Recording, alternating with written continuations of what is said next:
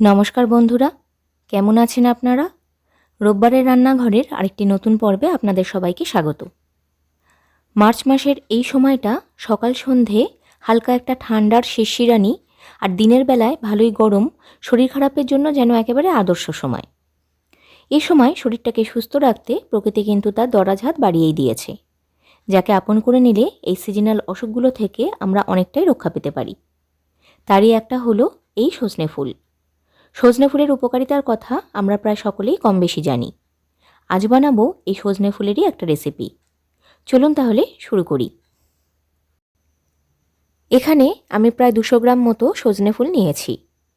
এগুলো আমার বাড়ির গাছের সজনে ফুল। প্রতিদিন সকালে ছাদ ভর্তি হয়ে পড়ে থাকে, সেখান থেকেই তুলে আনা।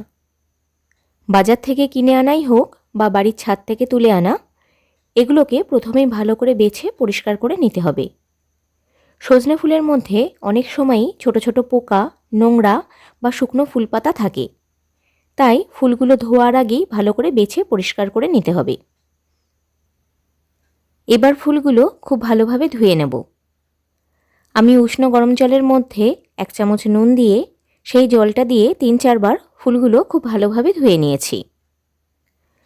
ধোয়া হয়ে গেলে একটা ছাঁকনি বা ঝাঁঝরিতে রেখে জলটা ঝরিয়ে নিচ্ছি।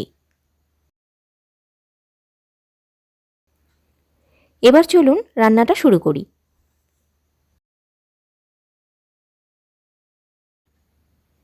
একটা কড়াইতে দিচ্ছি 2 চামচ সর্ষের তেল। এই রান্নাটা সর্ষের তেলে করলেই খেতে বেশি ভালো লাগবে।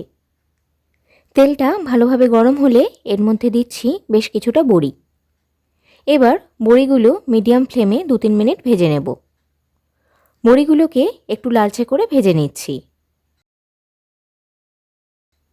বড়ি ভাজা হয়ে গেছে, এবার তুলে একটা বাটিতে রেখে দিচ্ছি।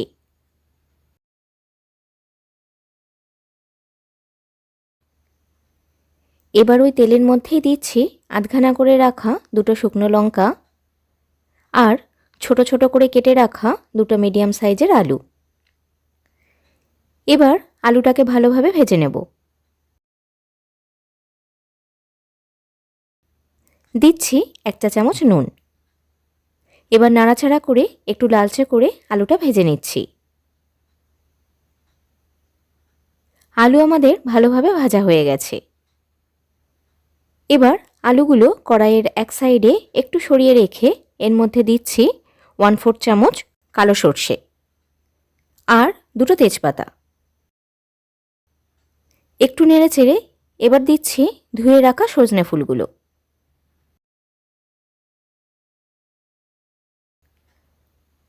আলুর সঙ্গে সজনে ফুলগুলো ভালো করে মিশিয়ে এবার একটু ভেজে নেব। আমি এখানে শুধু আলু দিয়েছি। আপনারা চাইলে আপনাদের পছন্দ মতো অন্য যে কোনো সবজি এতে অ্যাড করতে পারেন। নুন আমি আলু ভাজার সময় দিয়েছি, তাই এখন অল্প আরেকটু দিয়ে দিলাম। আর দিচ্ছি 1/2 চা চামচ হলুদ গুঁড়ো।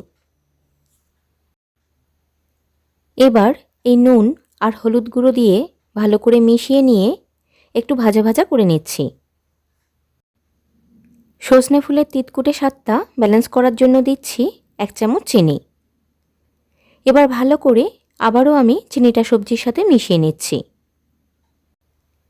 দেখুন ফুলটা বেশ অনেকটা নরম হয়ে ভাজা হয়ে এসেছে, আলুর সাথে ভালোভাবে মিশেও গেছে।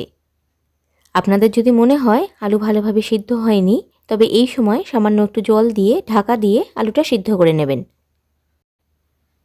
এবার বড়িগুলো দিয়ে দেব, তবে সবগুলো আস্ত বড়ি দেব না। কয়েকটা একটু হাত দিয়ে ভেঙে নিচ্ছি, তবে একেবারে গুঁড়ো করেও দেব না। কয়েকটা আস্ত দেব আর কয়েকটা একটু ভেঙে দেব।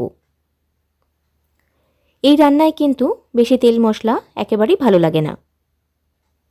বড়ি দিয়ে ভালো করে মিশিয়ে নিলেই একদম রেডি আমাদের সজনে ফুলের চচ্চড়ি। এবার গ্যাসটা বন্ধ করে 5 মিনিট ঢাকা দিয়ে স্ট্যান্ডিং টাইমে রেখে দেব। তারপর গরম ভাতের সঙ্গে সার্ভ করব সজনে ফুলের এই চচ্চড়ি।